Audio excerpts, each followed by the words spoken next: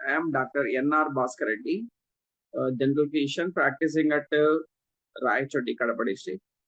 ఈరోజు మనము కొన్ని ప్రాథమికమైనటువంటి గ్యాస్ట్రో ఇంటెస్టినల్ ప్రాబ్లమ్స్ గురించి ఈ ఆడియోలో మాట్లాడుకుందాము. గుండెల్లో మంట మరియు యాసిడ్ పెప్టిక్ డిసార్డర్స్ దానికి సంబంధించిన విషయం గురించి కొన్ని వివరాలు తెలుసుకుందాం. గుండెల్లో మంట అంటే గుండెల్లో మంట అనేది ఛాతీలో అసౌకర్యంగా ఉండడము, మనకు మంట లాంటి అనుభూతిని కలిగిస్తుంటది అది. ఇది మనం ఎక్కువ ఓపీలో ఎక్కువ మంది పేషెంట్ల దగ్గర ఉన్నటువంటి కంప్లైంట్. ఈ గుండెల్లో మంట అనేది మనం తినే ఆహారానికి సంబంధించి ఎక్కువ పేషెంట్ చెప్తుంటారు. అంటే అన్నం తిన్న వెంటనే రావడము, లేట్ గా తినడం వల్ల రావడం, ఇలాంటి ప్రాబ్లమ్స్ దగ్గర నుంచి మనం వింటాం. తర్వాత ఈ గుండెల్లో మంట అనేది తరచుగా యాసిడ్ రిఫ్లెక్స్ డిసార్డర్ అనే దాని గురించి అంటే పొట్టలో ఉన్నటువంటి యాసిడ్ పైకి ఈసోఫాగస్ అన్నవాహికలోకి రావడం వల్ల మనకు ఆ మంట అనేది తెలుస్తూ ఉంటది. అదే ఒకసారి గొంతు లేకొచ్చి పుల్ల తేపులు రావడము, అలాంటి ప్రాబ్లమ్స్ కూడా పేషెంట్ చెప్తారు మనకు. ఇది ఎప్పుడైనా ఒకసారి మనకు లైఫ్ లో ఒకసారి ఇలాంటిది ఎక్స్పీరియన్స్ చేస్తూ ఉంటాము. కానీ అదే పనిగా ఎక్కువ సార్లు వస్తుంది అంటే మాత్రం మనం ఖచ్చితంగా దాని గురించి ఆలోచన చేయాలి. ప్లస్ మన దగ్గర ఉన్నటువంటి డాక్టర్ని కలవాలన్నమాట. దీన్నే మెడికల్ వర్డ్స్ లో గ్యాస్ట్రో ఈసోఫేజల్ రిఫ్లెక్స్ డిసార్డర్ అంటారు. ఈ జిఈఆర్డి అనేది దీర్ఘకాలిక జీర్ణ సంబంధించిన సమస్య. ప్రపంచవ్యాప్తంగా చాలా మంది ప్రజలు ఇది ప్రభావితం చేస్తుంది.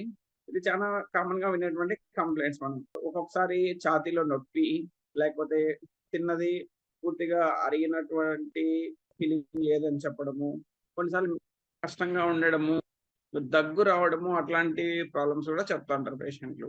తర్వాత ఇంకోటి ఏమంటే ఈ యాసిడ్ పెప్టిక్ డిసార్డర్స్ లో ఏం జరుగుతుంది, ఎందుకు పేషెంట్ అలాంటి సమస్య ఏర్పడుతుంది అంటే మన కడుపులో ఉన్నటువంటి హైడ్రోక్లోరిక్ యాసిడ్, స్టమక్ లో ఉండే హైడ్రోక్లోరిక్ యాసిడ్ ఇది వచ్చేసి మనకు ఈసోఫాగస్ లేకపోయినప్పుడు లేదా డియోడనం లేకపోయినప్పుడు దానికి ఉన్నటువంటి ప్రొటెక్టివ్ లైనింగ్, ఈ యాసిడ్ ను తట్టుకున్నటువంటి ప్రొటెక్టివ్ లైనింగ్ ఓన్లీ మనకు స్టమక్ మాత్రమే ఉంటది.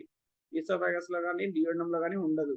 యాసిడ్ అనేది డియోడనం లో కానీ లేదా ఈసోఫాగస్ లేకపోయినప్పుడు ఆ మంట, తర్వాత ఉల్ల తేపులు అలాంటి ఇది రావడానికి కారణమవుతా ఉంటది ఈ యాసిడ్ అనేది. తర్వాత గుండెల్లో మంట మరియు యాసిడ్ పెప్టిక్ డిసీజ్ పరస్పర సంబంధం కలిగి ఉంటాయి. ఈ రెండు కూడా ఈ మంట ఉన్నప్పుడు యాసిడ్ పెప్టిక్ డిసార్డర్ ఉండేదానికి ఎక్కువ అవకాశం ఉంటుంది. ఇది కామన్ గా ఒక రకమైన బ్యాక్టీరియా, హెలికోబాక్టర్ పైలోరి అనేటువంటి బ్యాక్టీరియా ఇన్ఫెక్షన్ వల్ల ఎక్కువ వస్తూ ఉంటాయి ఇవి. ఇందాక చెప్పినట్లు ఈ హైడ్రోక్లోరిక్ యాసిడ్ అనేది డైరెక్ట్ గా మనకు ఈసోఫాగస్ తో కానీ లేకపోతే డియోడనంతో ఉండే లైనింగ్ తో ప్రాబ్లం రావడం వల్ల ఈ ప్రాబ్లం దారి తీస్తూ ఉంటుంది. తరచు గుండెలో మంట వచ్చినప్పుడు తక్షణ వైద్య సలహాను కోరడం అనేది మంచిది. ఇందాకే మనము ఆడియో స్టార్టింగ్ లో చెప్పినట్లు ఎప్పుడో ఒకసారి రావడం అనేది జబ్బు కాకపోవచ్చు, కానీ మనకు పదే పదే అలాంటి ప్రాబ్లమే వస్తుంది అంటే మనం ఖచ్చితంగా మన దగ్గర ఉన్నటువంటి డాక్టర్ని సలహా కోరడం మంచిది. ఎందుకంటే ఇవి మనం ఎర్లీ స్టేజ్ లో కనుక్కుంటే ట్రీట్మెంట్ చేయడం అనేది ఈజీ అవుతుంది. తర్వాత పేషెంట్ కూడా ఎక్కువ రోజులు ఈ సమస్యతో బాధపడాల్సిన అవసరం లేకుండా ఉంటుంది. ఇంకోటి ఈ సమస్య దీర్ఘకాలికమైనప్పుడు స్ట్రిక్చర్స్ అంటారు, మనము ఆహారం వెళ్ళే దారి కుంచుకుపోవడం అంటే నేరోగా అయిపోతుంది. అలాంటి ప్రాబ్లమ్స్ రావచ్చు. లేకపోతే క్యాన్సర్ కానీ లేదా ఇంకా కొన్ని రేర్గా వచ్చే ప్రాబ్లమ్స్ కూడా మనకు జిఆర్డి లేదా పెప్టిక్ అల్సర్ లాగానే ఉంటాయి. సేమ్ అంటే ఈ క్యాన్సర్ కావచ్చు లేదా కొన్ని సీరియస్ డిసీజెస్ కూడా ఈ పెప్టిక్ అల్సర్ లాగానే సిమిలర్ గా మనకు ప్రజెంట్ అవుతా ఉంటాయి అనమాట. అంటే సీరియస్ ఇష్యూ ఉండే patient plus simple gastric ulcer ఉండే పేషెంట్ కూడా సేమ్ కంప్లైంట్ తో వస్తాడు. అందుకు మనము ఎర్లీ స్టేజ్ లో డయాగ్నోస్ చేయడం అనేది చాలా ఇంపార్టెంట్. అంటే పేషెంట్ ఈ జబ్బుకు సంబంధించినటువంటి కాంప్లికేషన్స్ వరకు పోకుండా కాపాడము, లేదా ఈ జిఈఆర్డి కాకుండా వేరే సీరియస్ ప్రాబ్లమ్స్ ఏమైనా ఉన్నాయో మనం తొందరగా డిటెక్ట్ చేయడానికి ఉంటుంది. ఇంకోటి ఏమంటే ఈ హార్ట్ అటాక్స్, మనం కామన్ గా వినే గుండె జబ్బులు అనేటివి కూడా ఇలాంటి లక్షణాలే కలిగి ఉంటాయి. అవి కూడా వాళ్ళు కూడా గుండెల్లో మంట రావడము, చెమట పట్టడము, తేపులు ఇట్లాంటి కంప్లైంట్స్ తోనే వస్తారు మన దగ్గరికి హార్ట్ పేషెంట్ కూడా. అది మనం డిటెక్ట్ చేయడానికి కూడా ఇలాంటి కంప్లైంట్స్ ఉన్నట్టు పేషెంట్ ఎంత ఎర్లీగా ఎంత తొందరగా మనము మెడికల్ కాంటాక్ట్ లోకి వస్తే అంత న్యాయం జరుగుతుంది పేషెంట్ కి. దీంతో పాటు మనం ఈ కంప్లైంట్ అనేది సివియర్ ప్రాబ్లం లేకపోయినా పేషెంట్ కు డైలీ లైఫ్ లో వాళ్ళకు ఇబ్బంది లేకుండా చేయొచ్చు. ఏ విధంగా డైట్ చేంజెస్, ఆహారంలో చిన్న చిన్న మార్పులు చేసుకోవడము, తర్వాత జీవన శైలి, మన యొక్క లైఫ్ స్టైల్ డిసార్డర్స్, లైఫ్ స్టైల్లో చేంజ్ చేసుకోవడం, రెగ్యులర్ గా వాకింగ్ వెళ్ళడము, డైట్ కరెక్ట్ తీసుకోవడము, కొన్ని రకాలైనటువంటి పథ్యం ఉండడం వల్ల మనం ఈ డిసీజ్ ను తగ్గిస్తాం. దానికి తోడు లాస్ట్‌లో మనకి మిగిలేది ఫార్మకోథెరపీ అంటే మెడిసిన్స్ పెట్టి కూడా మనము ఈ డిసీజ్‌ను కంట్రోల్ చేసి పేషెంట్‌కి పూర్తిగా మనము ఆ కంప్లెయింట్స్ నుంచి స్వాంతన చేకూర్చొచ్చనమాట. ఇది మనకు సింపుల్‌గా ఒక కామన్ మ్యాన్‌కి గానీ, లేదా ఇప్పుడే జాయిన్ అయినటువంటి డాక్టర్స్‌కి గానీ ఉపయోగపడే విధంగా ఉంటది ఈ ఆడియో. ఇంకోటేమంటే మనం ఇందాక చెప్పినట్లు ఎప్పుడో ఒకసారి ప్రాబ్లమ్ వస్తే పర్వాలేదు. పదే పదే మనకి ఈ సమస్య ఇబ్బంది పెడుతుంది అనుకున్నప్పుడు డాక్టర్ దగ్గరికెళ్ళాలి అని చెప్పాము ఒక పాయింట్. కొన్నిసార్లు ఏమంటే ఒకసారే వస్తది కంప్లెయింట్. అది ఒక్కోసారి హార్ట్ అటాక్ అయ్యుండొచ్చు. హార్ట్ అటాక్ కూడా గ్యాస్ ట్రబుల్ లాగానే ప్రెజెంట్ అవుతది. కడుపులో మంట రావడము, తేపులు రావడము, లేదా పైన కడుపు మాత్రమే నొప్పి రావడము ఇట్లాంటి కంప్లెయింట్స్‌తో వస్తారు. వాళ్ళేమంటే పదే పదే ఆ కంప్లెయింట్ వచ్చే వరకు ఆగకుండా మనం ముందే వెళ్లి చూసుకోవడం మంచిది. ఎస్పెషల్లీ బీపీ, షుగరు ఇలాంటి దీర్ఘకాలిక సమస్యలతో బాధపడే వాళ్ళు ప్లస్ 40 ఇయర్స్ పైన ఉండేవాళ్ళు.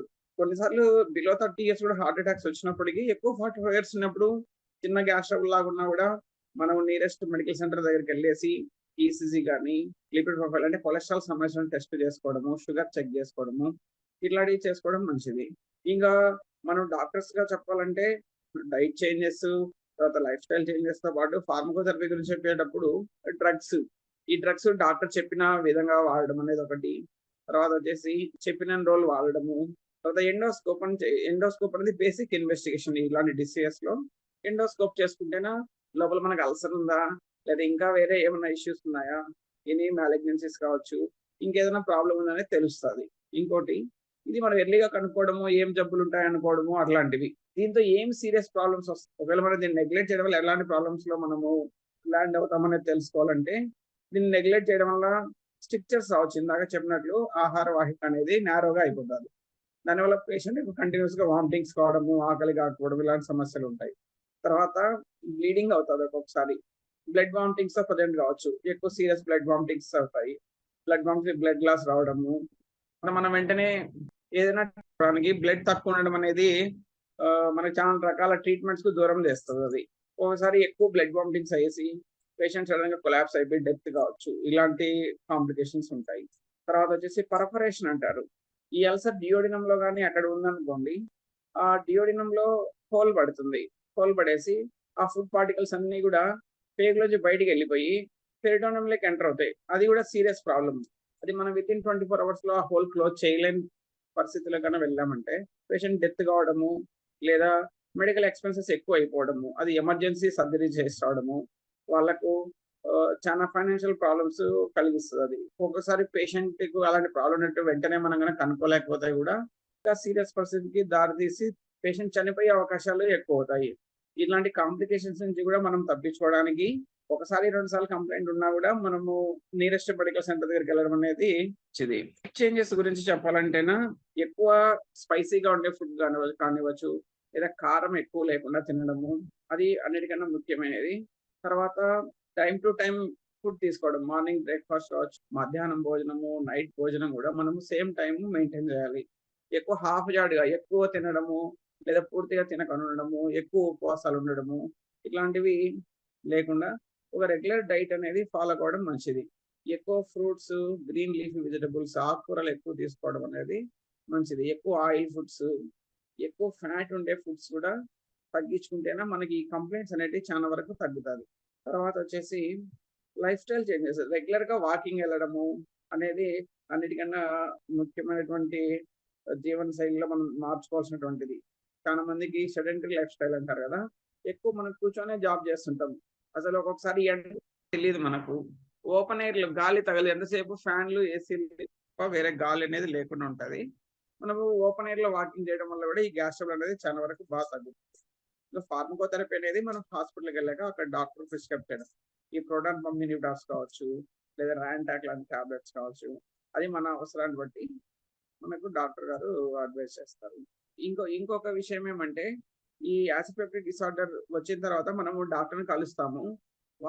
వాళ్ళిచ్చే మెడిసిన్‌తో మనకు ఒక్కొక్కసారి వెంటనే బాగా రిలీఫ్ వస్తది. ఈ ప్రోటాన్ పంప్ ఇన్హిబిటార్స్ వాడినప్పుడు బాగా రిలీఫ్ వస్తది. కొన్నిసార్లు ఈ జీఈఆర్‌డీ గాని, లేకపోతే పెప్టిక్ అల్సర్‌లో రిలీఫ్ వస్తది. కొన్ని సీరియస్ ఇష్యూస్ కొన్నిసార్లు మాలిగ్నెన్సీ గాని, లేదా సమ్ అదర్ సీరియస్ ఇష్యూస్‌లో కూడా హార్ట్ అటాక్‌లో కూడా ఈ డ్రగ్స్ వాడినవి రిలీఫ్ వస్తది. అని రిలీఫ్ వచ్చిన వెంటనే ఇంకా నాకు గ్యాస్ ట్రబులే ఉంది లేదా జీఆర్డీనే ఉంది. ఐ యామ్ సేఫ్ అని అనుకోవడానికి ఉండదు. మళ్ళీ కూడా అదర్ కంప్లెయింట్స్ ఏమైనా ఉన్నాయో చూసుకొని ఫర్దర్ టెస్టింగ్ గాని, ఎండోస్కోప్ గాని మన డాక్టర్ అడ్వైస్ చేసినప్పుడు నాకు బానే ఉంది. నేను ఇంక చాలు నాకు అనకుండా వాళ్ళు చెప్పిన అడ్వైస్ అనేది ఫాలో కావడం చాలా ఇంపార్టెంట్. లైక్ ఈసీజీ కావచ్చు, 2D ఎకో కావచ్చు. ఇలాంటి టెస్ట్‌లు అడ్వైస్ చేస్తారు జనరల్‌గా. ఆ టెస్ట్‌లన్నీ కూడా మనం చెక్ చేసుకొని చూసుకోవడం వల్ల మన ఆరోగ్యాన్ని మనం కాపాడుకున్న వాళ్ళం అవుతాం.